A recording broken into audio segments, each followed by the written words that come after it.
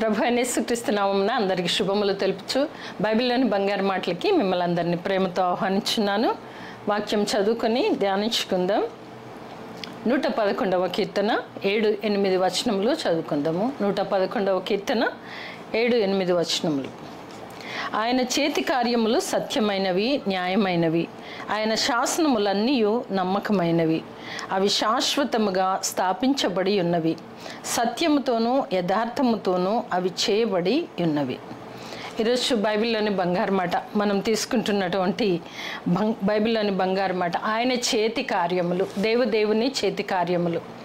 నిజమే, మనం చూసినట్లయితే మనకు కనిపించే ప్రతిదీను మనము కూడా దేవుని చేతి కార్యములై ఉంటున్నాం. మనం చూస్తే ఆయన చేతి కార్యములు సత్యమైనవి, న్యాయమైనవి అని మనం వాక్యం చదువుకుంటున్నాం. దేవుని చేతి కార్యములు సత్యముతో కూడినవి, న్యాయముతో కూడినవి. ఏంటి ఆయన చేతి కార్యములు అంటే కూడా మనం చూడొచ్చు. అలాగే శాసనములన్నీ నమ్మకమైనవి.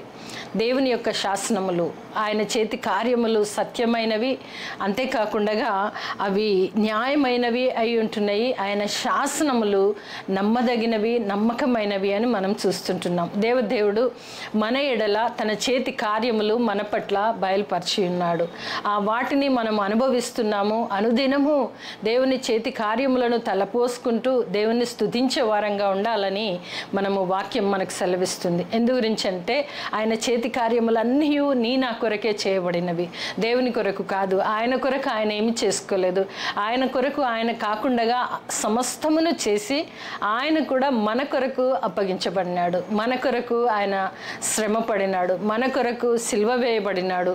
సిలువ వేయబడి పాతి పెట్టబడినాడు కూడా. అయితే అలాగే ఉండలేదు, కానీ మృత్యుంజయుడిగా లేచినట్లు మనకందరికీ తెలిసిన విషయం. అందు గురించే ఆయన చేతి కార్యములన్నీ కూడా ఎలాంటివంటే సత్యమైనవి, న్యాయమైనవి. ఆయన యొక్క సత్యమైనవి, న్యాయమైన ఆయన శాసనములన్నీ కూడా నమ్మదగినవి అని చూడొచ్చు. మనం ఆయన చేతి కార్యములు అనుకోగానే ఇదే కీర్తనకారుడు ఆది కాండము ఈ రెండింట్లో కూడా మనం చూడొచ్చు. 19వ కీర్తనలో చూస్తే మొదటి 6 వచనములు చూస్తే అవన్నీ కూడా దేవుని చేతి కార్యములు ఎలా ఉన్నవి అని అద్భుతంగా మనం ఇక్కడ చదువుకోవచ్చు. ఆకాశములు సహితము దేవుని మహిమను వివరించుచున్నట్లుగా అంతరిక్షము ఆయన చేతి పనిని ప్రచురపరుస్తున్నది. అంతరిక్షం అంతయు కూడా ఆ దేవాది దేవుడు చేసిన చేతి పనిని ప్రచురపరుచుచున్నవి. వాటికి మాట లేదు, వాటికి భాష లేదు, అయినను కూడా ఆయన చేతి పనిని ప్రచురం చేయుచున్నట్లుగా చూస్తుంటున్నాం. 6వ వచనం వరకు మనం చూడొచ్చు. 7వ వచనం మనం గమనించినట్లయితే యెహోవా నియమించిన ధర్మశాస్త్రము యథార్థమైనది. మనం ఇందాకనే చూస్తే అక్కడ ఆయన యొక్క చేతి కార్యములు సత్యమైనవి, న్యాయమైనవి, ఆయన శాసనములు నమ్మదగినవి అని చూస్తున్నాం. అలాగే మరి 19వ కీర్తనలో చూస్తే అంతరిక్షము దేవుని మహిమను ప్రచురించుచున్నట్లుగా చూస్తున్నాం. అలాగే 7వ వచనంలోనే చూస్తే యెహోవా నియమించిన ధర్మశాస్త్రము యథార్థమైనది, అది ప్రాణమును తెప్పరిల్ల చేయును. ఆయన శాసనములు నమ్మదగినవి. మనము 111వ కీర్తనలో కూడా అదే చదివాం. ఆయన శాసనములు నమ్మకమైనవి అని చదివాం. ఇక్కడ నమ్మదగినది, దేవుని యొక్క శాసనములు నమ్మదగినదిగా ఉన్నది.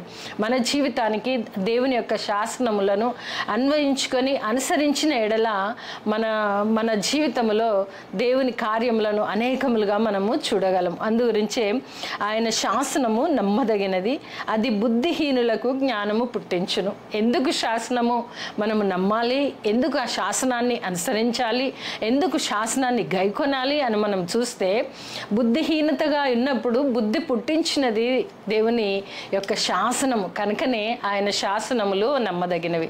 ఆయన శాసనమును గైకొనే వారంలాగా, ఆయన శాసనమును అనుసరించే వారంలాగా మనం ఎప్పుడైతే ఉంటామో బుద్ధిహీనతలో కూడా బుద్ధి పుట్టించేది దేవుని శాసనం. అందుకే ఆయన శాసనము నమ్మదగినది అని మనము చూస్తుంటున్నాం. అనగా సృష్టి కార్యం, అలా సృష్టి గురించి ఆయన చేతి గురించి ఆలోచిస్తే, చేతి కార్యముల గురించి మనం ఆలోచించినట్లయితే ఆదికాండం 1వ అధ్యాయం అంతా కూడా దేవుని చేతి కార్యములు, ఆయన చేసినటువంటి కార్యములు అవన్నీ కూడా నా కొరకు చేయబడి ఉంటున్నవి. అందుగురించే ఆయన చేతి కార్యములను మనం అప్పుడప్పుడు నెమరు వేసుకుంటుండాలి. అనుభవిస్తున్నాము ప్రతినిత్యము దేవుని చేతి కార్యాలని నీవు నేను అనుభవిస్తున్నాము. ఆయనను ఎంతవరకు స్తుతిస్తున్నాం, బైబిల్లోని బంగారు మాటగా తీసుకుంటున్నాం. దేవుని చేతి కార్యములు అవి అంతేకాదు, సృష్టిని ప్రక్కకు పెట్టిన యథార్థమైనది, సత్యమైనది, న్యాయమైనది, నమ్మదగినది ఇన్ని చూస్తున్నప్పటికీ కూడా మన అనుదిన జీవితములో దేవుని చేతి కార్యములు ఎంతగానో, అనగా ప్రతి సమయమందు అసమయమందు కూడా దేవుడు తన చేతి కార్యములను మన పట్ల రుజువు చేస్తున్నాడు. నాతో కూడా దేవుని కార్యములు జరిపించుచున్నాడు. కనుక ఆ దేవాది దేవుణ్ణి స్తుతించే వారంగా మనం ఉండాలి.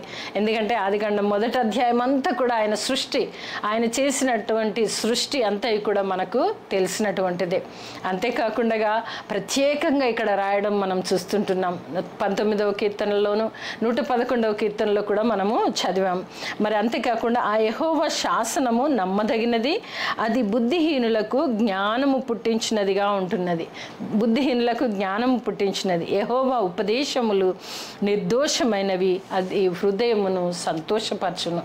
అందరికీ సంతోషం అంటేనే ఇష్టం, దుఃఖం అంటే ఎవరికి ఇష్టం ఉండదు. కానీ మన జీవితాలలో దుఃఖం కూడా చోటు చేసుకుంటుంది. వాటిని అధిగమించే ఒక శక్తిని కూడా దేవుడు మనకి అనుగ్రహించాడు. అయితే ఇక్కడ మనం చూసినట్లయితే యెహోవా ఉపదేశము నిర్దోషమైనదిగా ఉంటుంది. ఆయన బైబిల్లో ఇచ్చినటువంటి ప్రతి ఉపదేశము, నీవు నేను చదువుతున్న ప్రతి ఉపదేశము కూడా నిర్దోషమైనవి. అవి హృదయమును సంతోషపరచును, మన హృదయము సంతోషపరచును. అందుగురించే మన హృదయం సంతోషంగా ఉండాలి అని అంటే ఆయన ఉపదేశాన్ని గైకొనాలి. ఆయన చేతి కార్యములను స్మరణకు తెచ్చుకుంటూ దేవాతి దేవుని చేతి కార్యములను తలపూసే వారంగా మనము ఉండాల్సినటువంటి అవసరత ఉంది. మనం చూస్తే దినవృత్తాంతములు, మొదటి దినవృత్తాంతములు 21వ అధ్యాయంలో 13వ వచనంలో చూస్తే అక్కడ దావీదు గారు పలికిన కొన్ని మాటల్ని మనం చూద్దాం. 21వ అధ్యాయము 13వ వచనము చదువుతాను.